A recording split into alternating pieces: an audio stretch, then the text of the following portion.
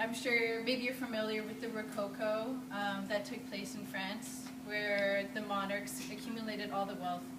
And, well, I mean, like, just imagine a cultural system when you see everybody, or a certain body of people, having all the opportunities, having all the fashion, all the clothes.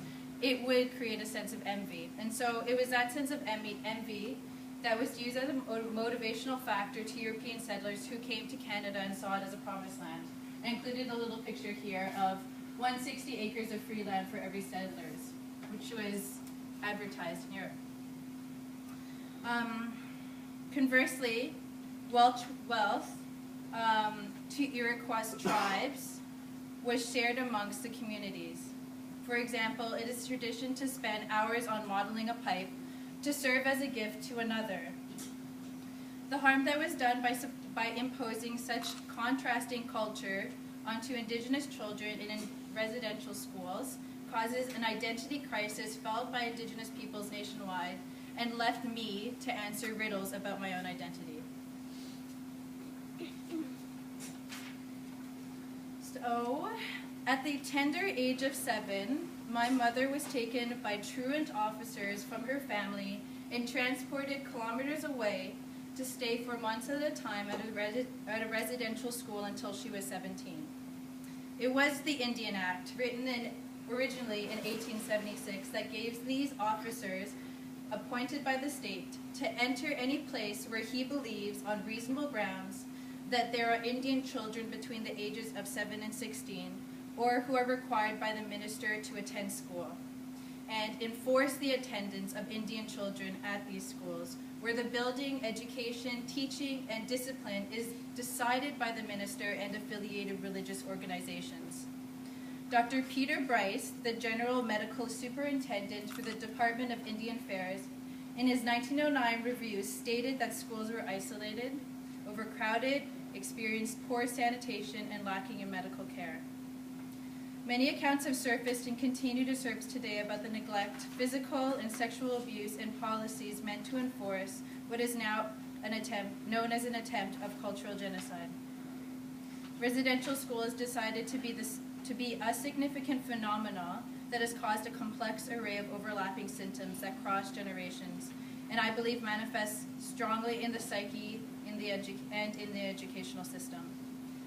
My mother did not teach me the language of my ancestors, even though she knew it well, nor did she even speak of her time spent at residential school. I believe that the silence of such an outspoken person such as her speaks to the harm that was done. So, 28 years, almost 2.5 generations. This is the number of years the Auditor General, Sheila Fraser, made in her 2004 report as an estimate in the years it would take to bridge the high school attainment gap between First Nation students and Canadian population. Media messages of strife have created a charged national attitude towards Indigenous people, many who have never met an Indigenous person. The 2006 census found that only 3% of the population is Indigenous. So for the remaining 97%, there's a good chance that most view us as drunk Indian princess environmentalists that live on isolated reserves where teachers and doctors receive less compensation for work and human rights are violated every day. These are true messages, but they are also running amok and filling the general public with negative messages about current affairs. The truth that we use these the reason we use these truths are to produce change, but do they? The Auditor General in 2010 said that there were no changes to the initial 28-year gap initially made in the 2004 statement. So I ask, to what end do these calls for help serve if they fall on deaf ears? And what effect does this have on our own perception? What does this have on our own perception of my people?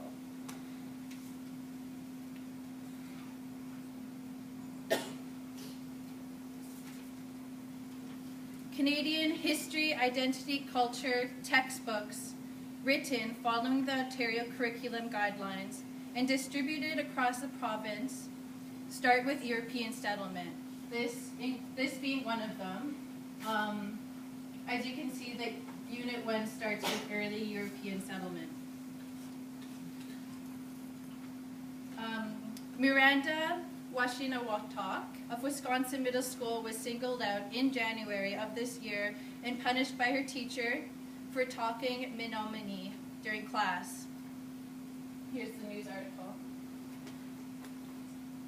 And another example is what I was told by an acquaintance in January, that the only other native he's encountered were drunks on the subway. These are three examples that stem from systemic structures that rob Indigenous people of acknowledgement and make Indigenous people feel shame about their culture. On top of overcoming a non-supportive infrastructure and inner turmoil, sacrifices to family, effort required to focus, and pressure to raising funds to cover material costs must be surmounted in order to access education.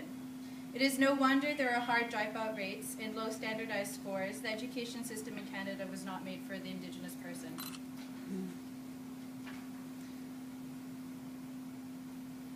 So I'm going to switch now to healing strategies. I'll outline some of the strategies that have been created, and also bring notes to the what aspects of these strategies might help, in my opinions.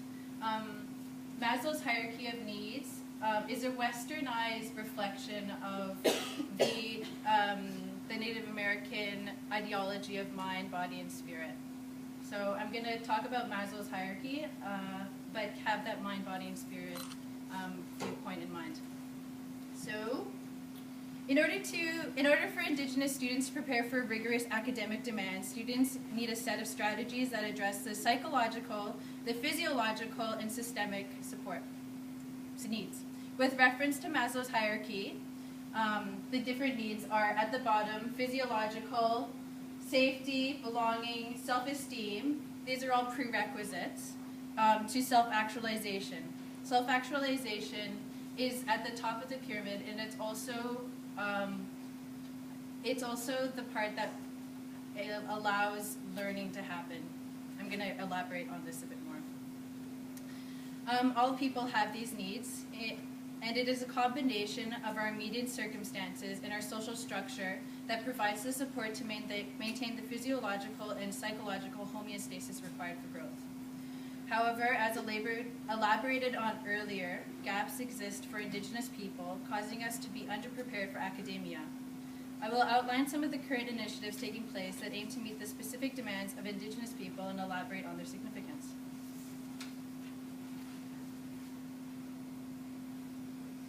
Many accounts have been made about the unmet physiological demands for Indigenous people living on the reserve. Limited access to healthcare, safe housing, working disposal systems, water access has recently triggered a state of emergency in Attawapiskat. While the government lags in the immediate response to the SOS calls, the government has nonetheless committed monetarily into the creation of programs aimed to alleviate long-term falls in this. The Healing and Wellness Strategy was created to improve health both on and off the reserve and to enhance services for victims of domestic violence using a holistic and cultural-based framework. This is a strategy that was used by the Aboriginal Health Centre in Hamilton to create the Diabetes March Break Camp to help families struggling with illnesses and learn coping strategies. In terms of safety demands, the Aboriginal Health Foundation helped create 1,345 programs designed to address the physical, sexual, mental, and cultural and spiritual abuses from residential school. Since this is a widespread and deeply ingrained problem, I imagine to see results in the long term. Initiatives that strengthen local actors and create a sense of belonging for Indigenous people in the wider Canadian setting is the use of money for the Aboriginal Education Strategy to create language programs in elementary and post-secondary school.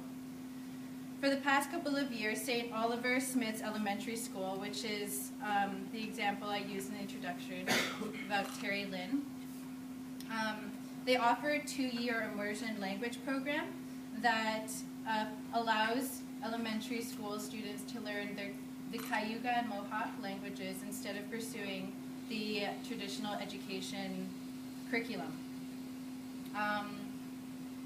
While this is a good reaffirmation of the indigenous identity, there is a lack of support from the overall education model, and so a lot of parents felt that if they put their children in this program, they were at a disadvantage because they were behind compared to other Canadian students. Six Nations Polytechnic in Six Nations, in partnership with McMaster University, has created the Onondaga language degree program to recognize continued studies of Mohawk and Cayuga.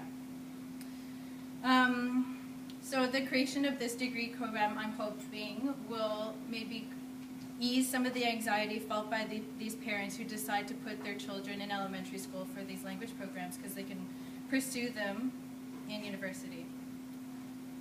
This program also in university has a lot of cultural teachings and talks about alternative viewpoints. So it's a good reaffirmation of it's a step forward. All right. So, self-esteem.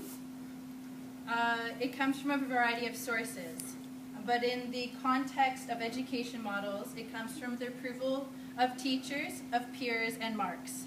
I'm sure that everyone here has felt satisfaction from getting a good grade, and maybe has repressed the disappointment from when you get a bad one. Francis Galton was the creator of mental measurements in the early 20th century, but I'm sure he did not envision how entrenched it would be in the Canadian education system, and he might not have approved of it either. However, Indigenous peoples' recent shortfalls in high academic achievement might correlate to the underdeveloped emotional intelligence caused by disparities in the systemic and physiological needs. Daniel Goleman, which is the author of this book, Emotional Intelligence, demonstrates that emotions play a significant role in thought processes and decision making, and emotional intelligence is an important factor to individual success. There are non-intellectual factors that contribute to intelligence and that are not measured in standardized tests. Low achievement scores on these tests do not mean that I am stupid. It's just that I think that I suffer from an underdeveloped self-awareness due to years of repression of my heritage.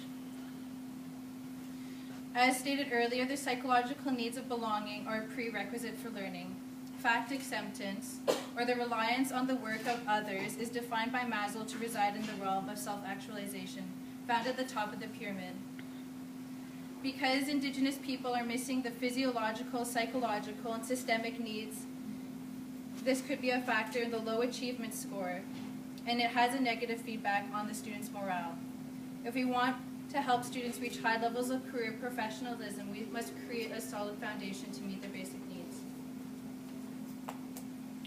So in conclusion, Terry Lynn of Oliver Smith Elementary School told me that she had some of the most gifted pottery students, but the Ontario grading system pays little attention to this creative expression.